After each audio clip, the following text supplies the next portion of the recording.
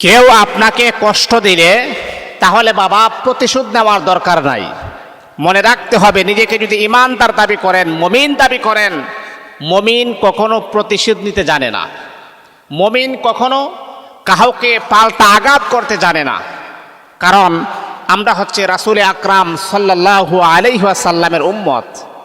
আমার রাসূলকে কি পরিমাণ যন্ত্রণা, কি পরিমাণ আঘাত করেছেন, আমার রাসূলকে কি পরিমাণ কষ্ট প্রয়োগ করেছেন, যেই কারণে আমার রাসূল নিজের মাতৃভূমি ছেড়ে দিয়ে রাতের আঁধারে অন্ধকারে আবু বকর সিদ্দিককে নিয়ে মক্কা থেকে মদিনায় হিজরত করেছেন। তারপর আমার রাসূল তাদেরকে অভিযোগ করে নাই, খারাপ কোনো মন্তব্য করে নাই, আল্লাহ পাকের কাছে তাদের বিরুদ্ধে কখনো গজবের জন্য দোয়া করে নাই। এ আল্লাহ তাআলার বান্দা, আমার আপনার নবীকে এমন কষ্ট প্রয়োগ করেছেন, এমন আঘাত করেছেন, তারপর আমার নবীজি কখনো পাল্টা আঘাত করে নাই। তাদের জন্য আমার নবী রহমতের দোয়া করেছেন। আমার নবী দুইটা হাত বাড়িয়ে রব্বে কারিমের দরবারে বলেছেন, আল্লাহ তারা বুঝে নাই, তারা আমাকে বুঝে নাই, আমাকে বুঝতে পারে নাই, সেই জন্যে তারা আমার উপরে আঘাত করেছে। আল্লাহ তারা যখন বুঝতে পারবে তখন আর আঘাত করবে না, তারা আমার কাছে এসে কালিমা পড়ে মুসলমান হয়ে যাবে। কেমন একজন দরদ মাখা নবী আমরা পেয়েছি। আহা, তায়েফের মানুষেরা আমার নবীকে পাগল ভেবে পাত্র নিক্ষেপ করে দিয়েছেন। নবীজির শরীর মুবারক থেকে রক্ত যখন প্রবাহিত হচ্ছে, আমার নবীজি বসে পড়েছেন। নবী চিন্তা করলেন, আমার রক্ত যদি তায়েফের জমিনে পড়ে, এই জমিনটাকে আমার আল্লাহ গজবে পরিণত করে দিবে। এই জন্যে তায়েফের দেশে যেন আমার নবীর রক্ত যেন না পড়তে পারে, নবী বসে গিয়েছেন। এই মুহূর্তে জিবরাইল আমিন ফেরেশতা আল্লাহর হাবিবের কাছে এসে বলে, ইয়া রাসূলুল্লাহ, ওগো রহমতের নবী, ওগো বরকতের নবী, আপনি যদি এই মুহূর্তে বলেন তাহলে তায়েফ দেশটাকে চূর্ণ বিচূর্ণ করা হবে, ধ্বংস করা হবে। নবী আরবি বিশ্ব নবী জিবরাইল আমিন ফেরেশতার প্রশ্নের জবাবে আল্লাহর হাবিব কত সুন্দর চমৎকার জবাব দিয়েছেন। জিবরাইল, না না না, ও জিবরাইল, তারা বুঝতে পারে নাই।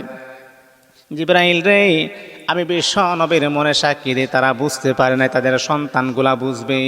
তাদের সন্তানগুলা যখন বুঝতে পারবে আমি আখির নবী, তারা সবাই কালিমা পড়ে মুসলমান হয়ে যাবে। আর এই রকম যদি আঘাত যদি আমাদেরকে করা হতো, বললাম যে এই মুহূর্তে তারা শেষ করে দেবে, এই মুহূর্তে তাকে মার, তাকে হত্যা কর। এর মতো কুলাঙ্গার মানুষ আমার আর প্রয়োজন নাই, তাকে হত্যা কর, তাকে মার। না, আমার নবীর আদর্শটা দেখছেন, নবীজিকে আঘাত করেছেন কিন্তু নবী পাল্টা আঘাত করেন নাই। এমনকি নবীজি তাদের জন্য রহমতের দোয়া করেছেন। আল্লাহু আকবার, আল্লাহু আকবার। এই জন্য মুহতারাম হাজিরিন, আমি আপনাদেরকে সাজেস্ট করব, যদি কেউ কষ্ট দেয়, কোরআনুল কারীমের এই আয়াতটি আপনি পড়ুন, 1 সেকেন্ডে খুশি হয়ে যাবেন ইনশাআল্লাহ। এটা সূরা ইউসুফের আয়াত। ইউসুফ আলাইহিস সালাতু ওয়াস সালাম যখন বাবা ইয়াকুব, ইউসুফের বাবা ইয়াকুবের কাছ থেকে যখন হারিয়ে গিয়েছেন, ইউসুফের যন্ত্রণায়, সন্তানের যন্ত্রণায় বাবা একদম কঙ্কাল হয়ে গেছে। এমনকি সন্তানের বিরহী যন্ত্রণায় বাবা কাঁদতে কাঁদতে, কান্না করতে করতে তার 2টা চোখ অন্ধ হয়ে গেছে।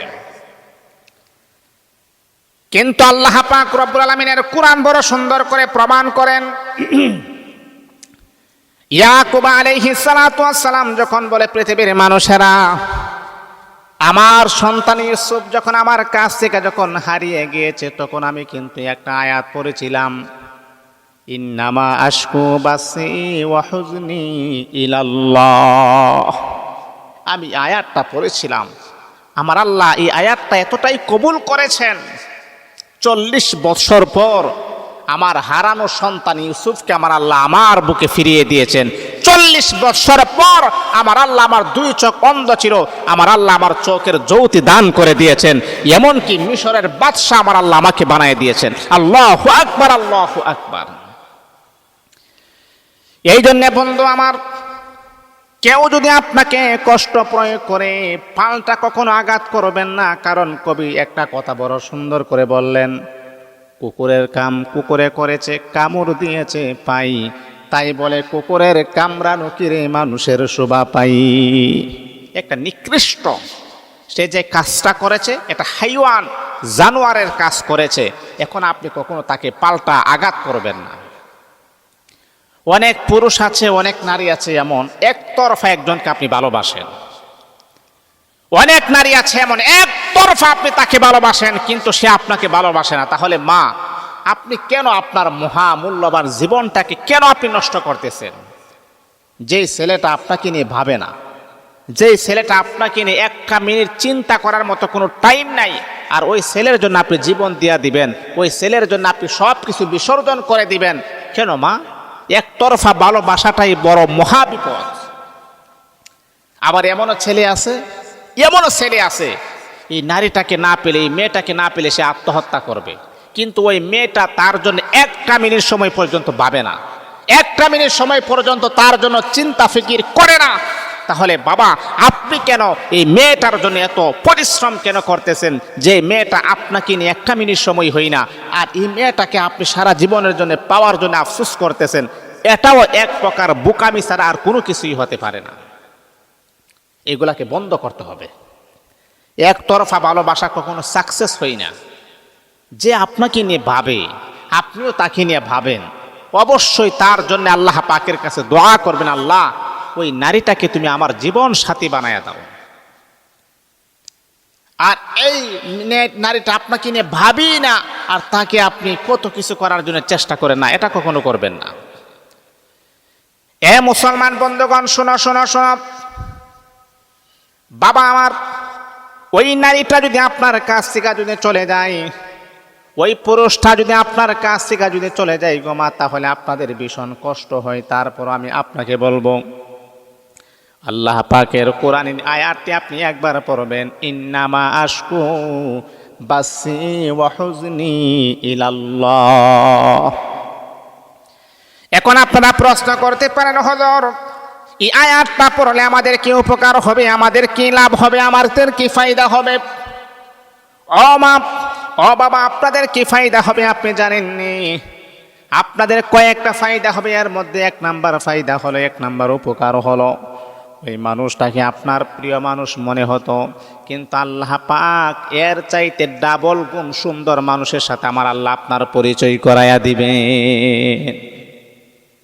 তখন আপনি চিন্তা করবেন, আগেরটা যেটা ছিল এটা তো ভুয়া, এটা তো একবারে বাদী, এখন যেটা আমি পেয়েছি এটা আল্লাহ পাকের তরফ থেকে একটা নিয়ামত, এত সুন্দর, এত স্মার্ট, আবার টাকা পয়সাও আছে, আলহামদুলিল্লাহ। এই জন্যে আল্লাহ পাকের উপরে পরিপূর্ণ আস্থা রেখে এই আমলগুলা যদি করতে পারেন, অবশ্যই আমার আল্লাহ কখন আপনাদেরকে নৈরাশ করবেন না, ইনশাআল্লাহ।